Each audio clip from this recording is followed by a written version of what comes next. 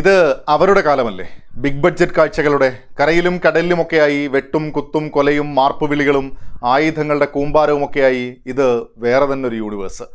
അമ്പരപ്പിക്കുന്ന കാഴ്ചകൾ, ഭാഷകളുടെ അതിർവരമ്പുകളൊക്കെ ഭേദിച്ച് പ്രേക്ഷകർക്ക് മുന്നിലെത്തുന്ന ഒരു കാലം.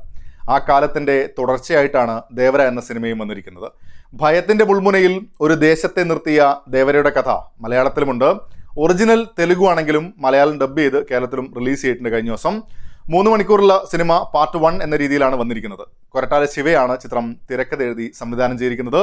ജൂനിയർ NTR, സെയ്ഫ് അലി ഖാൻ, ജാൻവി കപൂർ, പ്രകാശ് രാജ്, കലയരസൻ, ഷൈൻ ടോൺ ചാക്കോ, സുധേവ്, മുരളി ശർമ്മ, നരേൻ, അങ്ങനെ വലിയൊരു താരനിര നോക്കിയാൽ പാൻ ഇന്ത്യൻ എന്ന് പറയാം. മലനിരകളും സമുദ്രവും ഒക്കെ വരുന്നത് കൊണ്ട് വേണമെങ്കിൽ അങ്ങനെയും പാൻ ഇന്ത്യൻ എന്ന് പറയാം. പക്ഷേ പാൻ ഇന്ത്യൻ കാഴ്ചക്കാർ വേണമെങ്കിൽ ചേർക്കേണ്ടുന്ന ചേരുവകളെല്ലാം പലയിടത്തായി കൊണ്ടുവരുന്നുണ്ടെങ്കിലും സ്റ്റൈലിനപ്പുറത്തേക്ക് കഥയിലും തിരക്കഥയിലും കാര്യമായ ഇൻവെസ്റ്റ്മെന്റ് നടക്കാതെ പോയി എന്നിടത്ത് ദേവര നിരാശയാണ്. 90കളുടെ മധ്യത്തിൽ യതി എന്നൊരു വ്യക്തിയെ പിടിക്കാൻ പോലീസിന്റെ ശ്രമങ്ങളും, അങ്ങനെ ഒടുവിൽ അവർ ആന്ധ്ര തമിഴ്നാട് ബോർഡറിൽ അയാൾ ഉണ്ട് എന്നുള്ളൊരു അറിവ് കിട്ടുന്നു. അയാളെ ഹെൽപ്പ് ചെയ്യുന്ന വേറൊരാളുണ്ട് എന്ന് പറയുന്നു. അങ്ങനെ പോലീസ് ഓഫീസറും സംഘവും ഈ ഒരു സ്ഥലത്ത് എത്തിച്ചേരുന്നു. അവിടെ ഭൈരവയെ കാണുന്നു. അയാൾ ഇവർക്ക് 2 ഇടിയും കൊടുത്ത് പറഞ്ഞു വിടുന്നു. ആ സമയത്ത് ആരെങ്കിലും കിട്ടാൻ കാത്തിരിക്കുന്ന സിംഗപ്പ അവരെ കണ്ടുമുട്ടുന്നു. കണ്ട ഉടനെ കഥ പറയുന്നത് മോശമല്ലേ? കടലിൽ കൊണ്ടുപോയി പോലീസ് ഓഫീസറെ ഒന്ന് പേടിപ്പിച്ച ശേഷം കഥ തുടങ്ങുന്നു. ആ പേടി കാരണം പോലീസുകാരനും സംഘവും കഥ കേൾക്കുന്നു. എന്തെങ്കിലും ഉണ്ടാകുമെന്ന പ്രതീക്ഷയിൽ നമ്മൾ സിനിമയും കാണുന്നു. ദേവരയിൽ കൊള്ളാമെന്ന് തോന്നിയ ചില പരിപാടികൾ ഉണ്ടെങ്കിലും രണ്ടാം പകുതി എത്തുമ്പോഴേക്കും ടെംപ്ലേറ്റഡ് പരിപാടിയിൽ ഒരു ഹൈ മൊമെന്റ് പോലും സമ്മാനിക്കാതെ ദേവരയും അയാളുടെ പിൻതലമുറയും കടന്നു പോകുന്നു. രണ്ടാം ഭാഗത്തിലേക്കുള്ള ട്വിസ്റ്റും അതുകൊണ്ട് തന്നെ ഒരു എക്സൈറ്റ്മെന്റ് എവിടെയും സമ്മാനിക്കുന്നുമില്ല. അപ്പോൾ ആദ്യം കൊള്ളാമെന്ന് തോന്നിയ കാര്യങ്ങൾ പറയാമല്ലേ? ആദ്യത്തേത് തീർച്ചയായിട്ടും ജൂനിയർ NTRന്റെ ആ ഒരു സ്ക്രീൻ പ്രസൻസ് തന്നെയാണ്. അത് നല്ല രീതിയിൽ സിനിമയിലുടനീളം ഉപയോഗിച്ചിട്ടുമുണ്ട്. ആക്ഷൻ സീനുകളിലൊക്കെ ഒരു പവർഫുൾ എന്നൊരു ഫീൽ ഉടനീളം നൽകുന്നുണ്ട്. നല്ല കിൻഡിൽ അടിയായിരുന്നു. ഡാൻസും കൊള്ളാമായിരുന്നു. അതേപോലെ തന്നെ സെയ്ഫ് അലി ഖാനും ഒത്ത എതിരാളി എന്നൊരു ഫീൽ സിനിമയിലുടനീളമുണ്ട്. പ്രകടനം നോക്കിയാലും രണ്ടുപേരും അത്യാവശ്യം രസമായി തന്നെ ആ കഥാപാത്രങ്ങൾ ചെയ്തിട്ടുണ്ട്. സിനിമയുടെ പ്രൊഡക്ഷൻ ഡിസൈൻ ഗംഭീരമെന്നല്ല, ചിലയിടങ്ങളിലെങ്കിലും ഒരു ഗ്രാൻഡ് ഫീൽ നൽകുന്നുണ്ട്. 4 ഗ്രാമങ്ങളും അതിനോട് ചേർന്ന കടലും മല്ലയുദ്ധവും ആയുധപൂജയും കൊള്ളയും മോഷണമൊക്കെയായി ആ സ്പേസിനെ വലിയ രീതിയിൽ ഉപയോഗിക്കാൻ സിനിമ ശ്രമിക്കുന്നുണ്ട്. ചില പോർഷൻസിൽ ആ ഒരു സ്പേസിനെ എസ്റ്റാബ്ലിഷ് ചെയ്യുന്നത് മികച്ച രീതിയിൽ ഫീൽ ചെയ്യുന്നതുമുണ്ട്. അനിരുദ്ധിന്റെ സംഗീതം ആക്ഷൻ സീനുകൾക്കൊക്കെ ഒരു ബലം നൽകുന്നുണ്ടെങ്കിലും വൈകാതെ ഇതെവിടെയോ കേട്ടതാണല്ലോ എന്ന അവസ്ഥയിൽ കൂടെയാണ്. പാട്ടുകളും മികച്ചതായി തോന്നിയില്ല. സമുദ്രം ഒരു പ്രധാന സ്ഥലമായി വരുന്നുണ്ട്. വെള്ളത്തിലെ കാഴ്ചകൾ നോക്കിയാലും ഒരു ഓക്കെ ഫീൽ മാത്രമാണ് തോന്നിയത്. ആദ്യ പകുതി ആ സ്ഥലത്തെയും അവിടുത്തെ ജീവിതത്തെയും നായകനെയും പ്രതിനായകന്മാരെയും ഒക്കെ എസ്റ്റാബ്ലിഷ് ചെയ്യുകയാണ്. ഇത്തരം കഥാപശ്ചാത്തലത്തിൽ പ്രതീക്ഷിക്കാൻ പറ്റുന്നതൊക്കെയാണ് കൊണ്ടുവരുന്നതെങ്കിലും ചുമ്മാ കണ്ടിരിക്കാമെന്നാണ് എനിക്ക് തോന്നിയത്. അതിന്റെ കൂടെ തന്നെ പറയേണ്ടുന്ന കാര്യമാണ് മലയാളം ഡബ്ബിംഗ്. സെറീന വഹാബിന്റെ കഥാപാത്രം മരണത്തെക്കുറിച്ചുമൊക്കെ ദേവരയോട് പറയുന്നൊരു സീനുണ്ട് സിനിമയിൽ.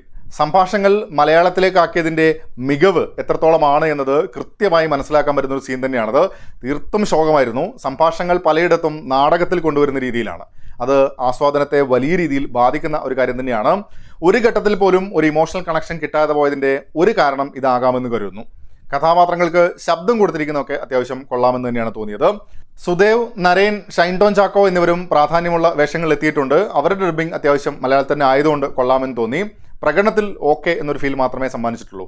ആദ്യ പകുതി ബിൽഡപ്പ് ഒക്കെ കഴിഞ്ഞ് വർഷങ്ങൾക്ക് ശേഷമുള്ള കഥയുടെ അടുത്ത ഘട്ടത്തിലേക്ക് വരുമ്പോഴേക്കും ഗ്രാഫ് മൊത്തത്തിൽ താഴ്ന്നു പോകുന്ന അവസ്ഥയാണ്. ദേവരായുടെ മകൻ വര വരുന്നു, നായിക തങ്കം വരുന്നു, പിന്നെയും കുറച്ച് കഥാപാത്രങ്ങൾ വരുന്നു, പാട്ട് വേണം, റൊമാൻസ് വേണം എന്നൊക്കെയായി കഥ തോന്നിയ വഴിക്ക് പോകുന്നു. പിന്നെ നമുക്ക് തിയേറ്ററിൽ നിന്നും അങ്ങനെ പോകാൻ പറ്റില്ലല്ലോ എന്നതുകൊണ്ട് കണ്ടിരിക്കുന്നു. നായികയായ തങ്കമായിരുന്നത് ജാൻവി കപൂറാണ്. നായികയും പ്രേമവും പാട്ടുമില്ലെങ്കിൽ കാഴ്ചക്കാർ എന്ത് കരുതും എന്ന ചോദ്യത്തിൽ നിന്നും ഉദ്ഭവിച്ച ഒരു കഥാപാത്രം എന്നേ തോന്നിയുള്ളൂ. പ്രകടനവും മികച്ചതായി അനുഭവപ്പെട്ടില്ല. പ്രകാശ് രാജാണ് സിംഗപ്പയെത്തുന്നത്. കഥയുടെ പ്രസന്റിലെ മേക്കപ്പ് ഒക്കെ വളരെ ശോകം. പ്രധാനപ്പെട്ട കഥാപാത്രമായിരുന്നു എന്ന് കാണിക്കാൻ പലയിടത്തും വന്നുപോകുന്നു എന്നൊരു ഫീൽ മാത്രമാണ് ഉണ്ടായത്. ശ്രീകാന്ത്, മുരളി ശർമ്മ, കലയരസൻ തുടങ്ങിയവരൊക്കെ പ്രാധാന്യമുള്ള വേഷത്തിൽ എത്തുന്നുണ്ടെങ്കിലും പ്രകടനത്തിൽ കാര്യമായി ഒന്നും തന്നെ സമ്മാനിക്കുന്നുമില്ല. പിന്നെ അടിയാണ് പ്രധാന വിഷയം എന്നതുകൊണ്ട് അടി കൊടുക്കാനും അതിനേക്കാളേറെ അടി കൊള്ളാനും ഏറെ പേരുണ്ടാകുമല്ലോ. അവരുടെയൊക്കെ ഓവർ എക്സ്പ്രഷൻ സിനിമയിലുടനീളം കാണാം. ദേവര കണ്ടെയ്നർ താഴേക്കിടുന്ന സീനിലെ അവരുടെയൊക്കെ എക്സ്പ്രഷൻസിന്റെ പകുതി മതിയായിരുന്നു അതൊന്ന് പിടിച്ചു നിർത്താൻ. സിനിമയിലുടനീളം നോക്കിയാലും കൃത്യമായ ക്യാരക്ടർ ഡെവലപ്മെന്റ് പോലും കാണാൻ സാധിക്കുകയുമില്ല. മാസ് മസാല ആക്ഷൻ ചിത്രങ്ങളിൽ എന്തിനാണ് ലോജിക് നോക്കുന്നത് എന്നൊരു ചോദ്യം വീഡിയോ കാണുന്നവർ തന്നെ പലപ്പോഴും കമന്റ് ബോക്സിൽ ചോദിച്ചിട്ടുണ്ട്. കഥ നടക്കുന്ന സ്പേസിലെ ലോജിക്കാണ് ഉദ്ദേശിക്കുന്നത്. ദേവരയിലെ ആക്ഷൻ സീക്വൻസുകളൊക്കെ നോക്കിയാൽ അമ്മാതിരി ഒരു അടി കിട്ടിയാൽ പിന്നെ അവൻ ജീവനോടെ ഉണ്ടാകില്ല എന്നറിയാം. അപ്പോഴും അങ്ങനെ ഒട്ടനവധി അടികൾ കൊടുക്കും, ആര് ബാക്കിയാവുന്നു എന്നതിൽ മാത്രമാണ് ആകാംക്ഷ, അല്ലെങ്കിൽ അതാണ് കാത്തിരിക്കുന്നത്. ഞാൻ പറഞ്ഞു വന്നത് കഥാപാത്രങ്ങളെയും സാഹചര്യങ്ങളെയും ഡിഫൈൻ ചെയ്താൽ ആ സ്പേസിലെ ലോജിക് മാത്രമാണ് വിഷയമാവുന്നത്. പലപ്പോഴും ഇത്തരം ലോജിക്ലെസ് കാര്യങ്ങളെ സിനിമയിൽ ബ്രില്യൻ്റായി പ്ലേസ് ചെയ്ത് കണ്ടിട്ടുമുണ്ട്. ദേവരയിൽ അങ്ങനെ ഒരു സാഹചര്യം കാണാൻ സാധിച്ചിട്ടേ ഇല്ല. സമുദ്രത്തിൽ തൂക്കിയിട്ട കണ്ടെയ്നറുകൾ ഓരോ മനുഷ്യർ താഴെ പോയി താങ്ങി നിർത്തുന്ന സീനുകളൊക്കെ ഉണ്ട്. കഥയിൽ അതിൻ്റെ റെലവൻസ് പിന്നീട് ഒരു വിധത്തിൽ വരുന്നുണ്ട്. പക്ഷേ ആ സംഭവത്തെ എങ്ങനെ കൊണ്ടുവരണം എന്നതിൽ ബ്രില്യൻസിന് പകരം ലോജിക്ലെസ് പരിപാടികളാണ്. ഒരു ഉദാഹരണം പറഞ്ഞത് മാത്രം, സിനിമയിൽ ഒട്ടേറെ ഇടങ്ങളിൽ ഇത്തരം പരിപാടികൾ കാണാൻ സാധിക്കുകയും ചെയ്യും. ഓവറോൾ ദേവര കാശ് മുടക്കിയതിൻ്റെ കുറേ പരിപാടികളുള്ളൊരു സിനിമയാണ്. പക്ഷേ കഥയിലും തിരക്കഥയിലും കാര്യമായ ഇൻവെസ്റ്റ്മെൻറ്റ് നടന്നിട്ടില്ല എന്നതുകൊണ്ട് തന്നെ നിരാശയാണ് ഫലം. ആദ്യ പകുതി അത്യാവശ്യം കൊള്ളാമെന്ന നിലയിലാണ് പോയതെങ്കിലും പിന്നീട് മൊത്തത്തിൽ കൈവിട്ട അവസ്ഥയാണ്. നിങ്ങളും സിനിമ കണ്ടിട്ടുണ്ടെങ്കിൽ അഭിപ്രായങ്ങൾ കമൻറ്റ് ബോക്സിൽ പങ്കുവെക്കുന്നു. മറ്റൊരു സിനിമയുടെ വിശേഷങ്ങളുമായി നമുക്ക് വീണ്ടും കാണാം. അതുവരേക്കും ടേക്ക് കെയർ.